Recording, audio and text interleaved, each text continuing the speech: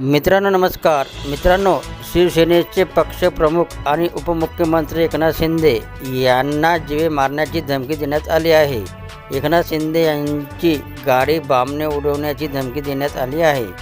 Goregaon police ठाण्यात हा धमकीचा email आला आहे. पोलिसांकडून ईमेल पाठवणाऱ्यांचा शोध सुरू आहे. मुंबईतल्या जवळपास 7 ते 8 पोलीस ठाणे आणि इतर विभागात उपमुख्यमंत्री एकनाथ शिंदे यांना जीवे मारण्याच्या धमकीचा मेल आला आहे.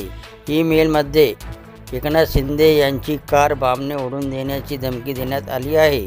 मुंबई पोलिसांकडून या मेलचा तपास सुरू आहे. मंत्रालय पोलीस जे मार्ग पोलीस ठाण्यात हा धमकीचा मेल आला आहे.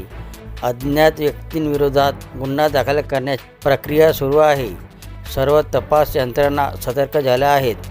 मुंबई गुन्हे शाखेतून तपास सुरू झाला आहे. मागच्या काही दिवसापासून निनावी धमकी देण्याचे प्रकार सुरू आहेत. एकनाथ शिंदे यांच्याच नावाचा उल्लेख का केला, हा ईमेल कोणी पाठवला, त्यामागचा उद्देश याची चौकशी सुरू आहे. अज्ञात व्यक्तीविरोधात गुन्हा दाखल करून मुंबई पोलिसांकडून शोध सुरू आहे.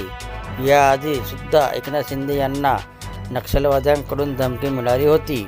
मुंबई पोलीस कसून चौकशी करत आहे. एकनाथ शिंदे आज दिल्लीमध्ये आहेत. महायुतीचे नेते दिल्लीच्या मुख्यमंत्री रेखा गुप्ता यांच्या शपथविधीसाठी गेले आहेत.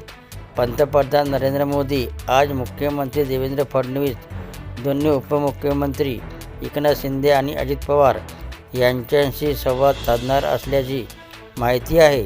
एकनाथ शिंदे हे थेट लोकांमध्ये मिसळतात. त्यांच्या सुखदुःखात एकरूपी होतात.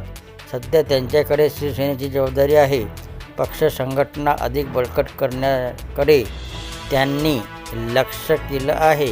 राज्यातून विविध भागातून मोठ्या प्रमाणात ठाकरे गटातून शिवसेनेत इनकमिंग सुरू आहे. एकनाथ शिंदे यांनी बऱ्याचपैकी पक्षविस्तार केला आहे.